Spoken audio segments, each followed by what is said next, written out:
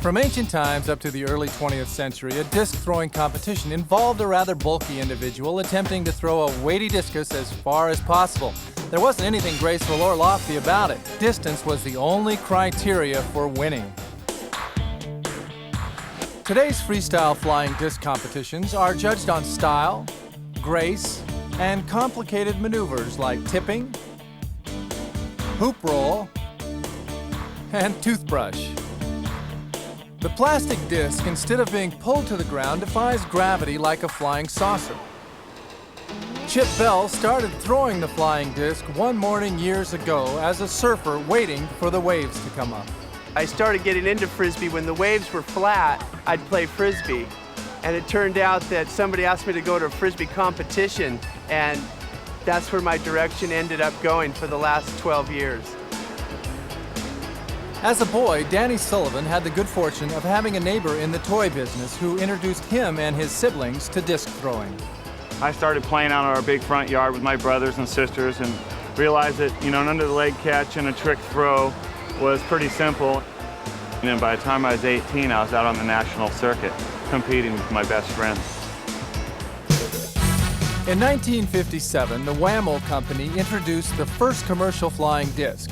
But the penchant for throwing a disc is believed to have started back in the 20s, when Yale College students discovered the fun of throwing metal pie tins from the nearby Frisbee company. Nearly everyone has tried throwing a disc at one time or another. Freestyle simply defines creative movement with a spinning disc. Tournaments are made up of events which involve a variety of choreographed and improvised routines. To be a proficient disc thrower, it takes a lot of work and a lot of practice. I pushed myself the last few years in exercising at higher elevation, which when you come down to sea level, your blood's just flowing and you've got all this oxygen ready to go off. I feel like I'm breathing turbo air down here. And I think that's some of the reasons for my success in the past year and a half and winning almost every beach tournament that I've gone to in the last couple of years.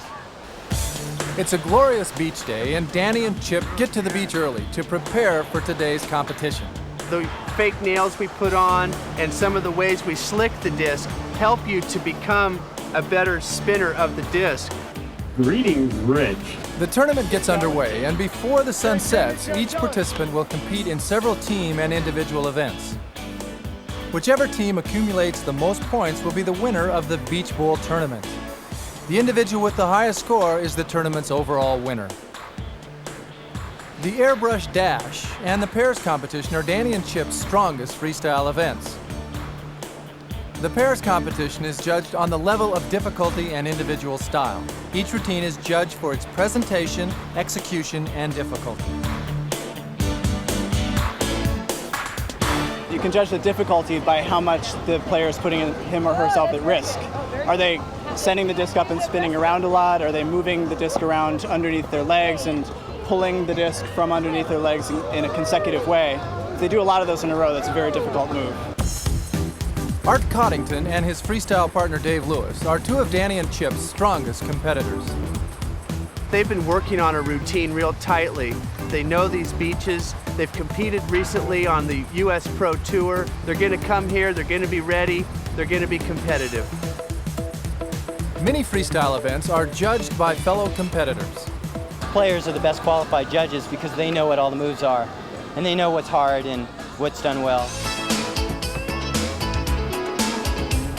It is getting windy and the tide is coming up. Now it's much more difficult for players to keep their disc under control in these conditions. Today we'll be really concentrating on watching the wind, seeing how the wind's going to shift, if it's going to be continuing in one direction. If it picks up real strong, it'll change our game a little bit. Danny and I work real well in the winds, but we'll have to work with it. But Danny and Chip are able to manage the wind and take first place in the pairs preliminary round. Both of them have great flexibility, and both of them also have years and years of experience playing in tournaments. So they're always a dangerous team. Now on to the individual airbrush dash prelims. The airbrush dash is an event in which all participants race against the clock for the fastest time spinning the disc into the wind. Danny makes good time. That's the time to beat. But Chip runs a hard race and takes first place at the end of the round. happens every year. I'm always head-to-head with my own team partner in either a one-on-one or airbrush dash. But there has to be one person that's going to win. It's never been a tie. The wind has died down in time for the pair's freestyle final round.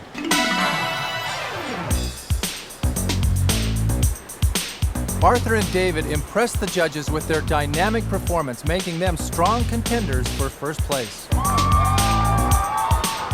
Defending champion Danny Sullivan and Chip Bell. Chip and Danny know they must do some dazzling maneuvers to outperform their opponents.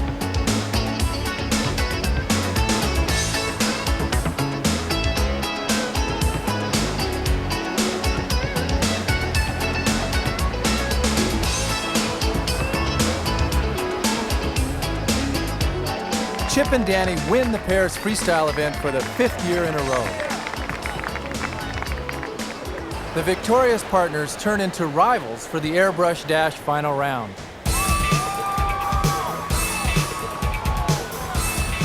Chip's disc hits an air pocket and he loses control. Danny passes Chip and wins the race. For the 2nd year in a row, Danny is the tournament's overall winner. Chip takes 2nd place, and together as a team, they are the 14th Beach Bowl Tournament champions. It seems Chip and Danny have the spinning touch. Coming up next, we're going to see what Alaskan loggers do in their spare time.